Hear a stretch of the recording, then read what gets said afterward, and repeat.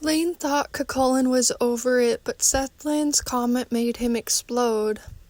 She saw the dust and debris flinging off him from many nights on the ground. Guess that time came back to him. It was a hard time in his life. In the flash of an eye, the clay dish he was holding fell to the ground and shattered, and he was having the epileptic attack he'd warned her about. His torque. Many could bear witness to how mad Cuchulain was when his battle torque came on. It was said that when he was so furious, his body trembled violently, and his hair stood on end. Ancient descriptions told how his muscles bulged and his body rotated within his skin. As for his eyes, one eye receded into his head and the other stood out huge and red on his cheek. His battle cry drove people insane.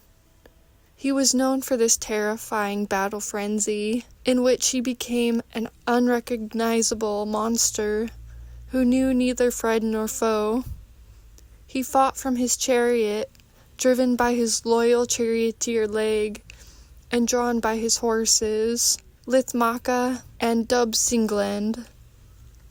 This demon Cuchulain reminded her of some of the youth she used to counsel. His emotions caused him to rip the trees from the ground. His Skith's chariot caused the real destruction. In real life, Laine thought when people want to tear the world to pieces, sometimes they can only do it to themselves. At the moment he was blissed out on his destruction. It looked like when someone was having the symptoms of an overdose. His body was on the ground pulsating, like he was playing tic-tac-toe with himself on warp speed, and every time he landed on scissors. "He fights like one possessed," Sethlind said. He was there among the other youth, the builders of the Corlea Trackway, who were awestruck and chuckling, like kids sometimes do when watching one of their peers get in trouble. Cuchulain's power came from Max's anger, transformed by magic and hatred and hurt.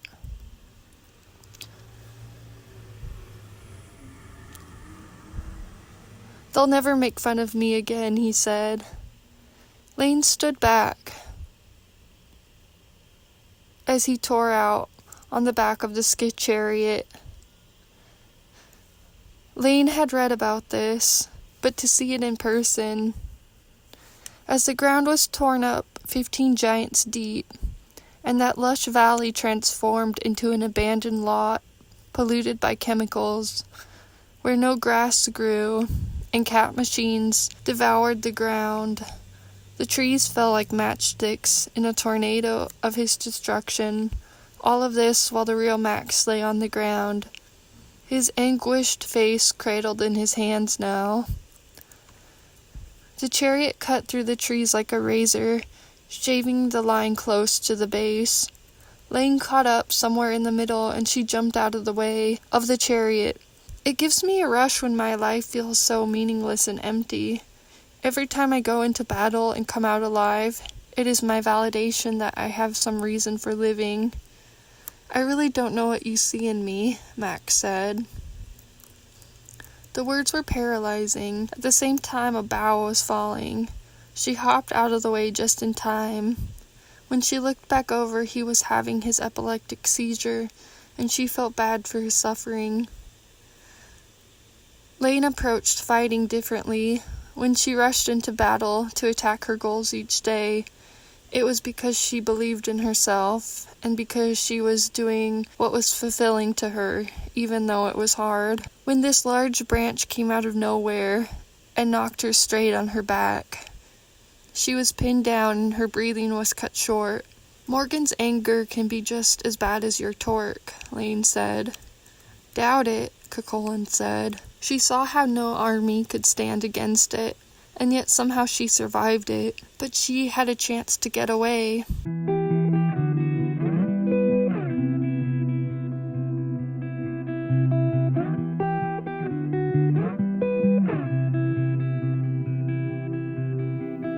Running low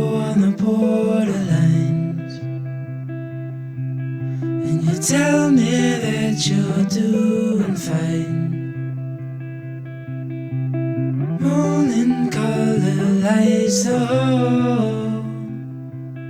Just then the convulsion subsided, and the chariot destroying everything in front of it stopped, dimming, as it rambled into the horizon.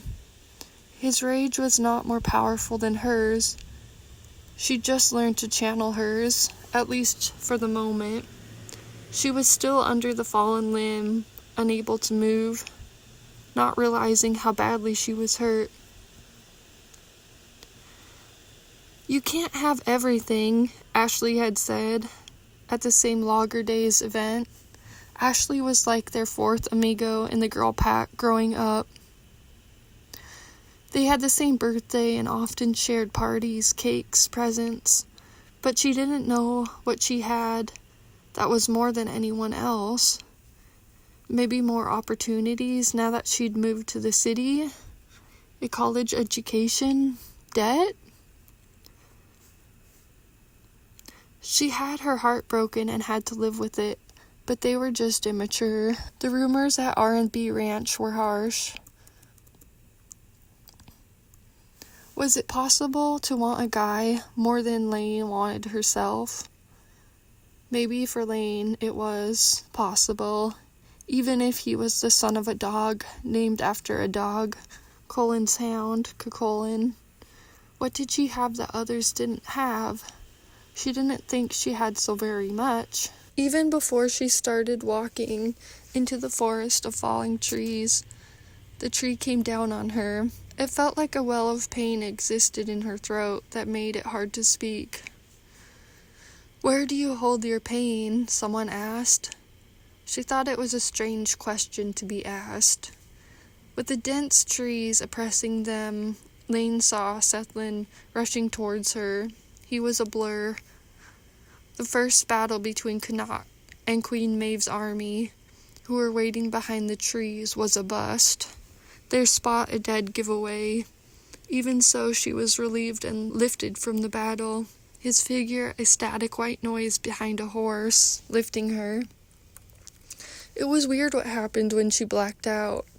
Again, she felt like she was floating above her body. The trees were being felled one by one, but remolding themselves into the standing position like potter's clay. Did this mean there was hope?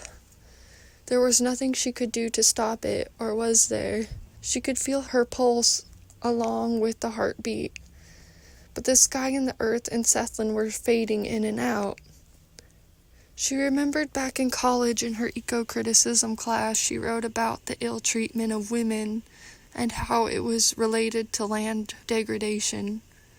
Ona Foley and Catherine O'Callaghan wrote Memory Ireland, James Joyce and Cultural Memory, Volume 4. It said, all of it tied in together with the English occupancy reigning over the land and the women becoming exploits.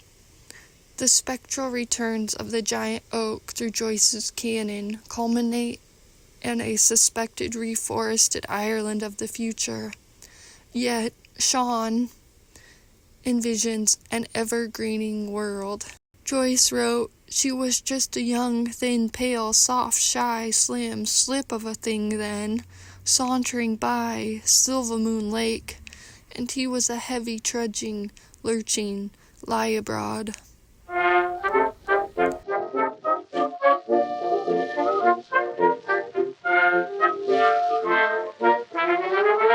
Oh, the river Rhine sings by the linden tree. Its melody is calling me. There's a sweetheart yearning for me day by day. So far away, in dreams we stray. According to Kilbert's research, the forest represented the unconscious place of secrecy, where instincts reigned over the world of reason and commerce. There you go, Laine thought. Instincts and the unconscious is one land, ruled more by women. It linked women to the forest, who could respect and protect it. In the book of the takings of Ireland, they talked about the Milesians, or sons of Mill, coming from Spain, and the taking of the Tuatha Dé, the tribe at the time. It was written that the good king said, "Do just righteousness. It is fitting for you to maintain a good brotherhood. It is right for you to have a good disposition. Good is the land and the patrimony you inhabit. Plenteous is her harvest, her honey, her fish, her wheat, and other grain. Moderate her heat and her cold, and that is sufficient for you, is in her."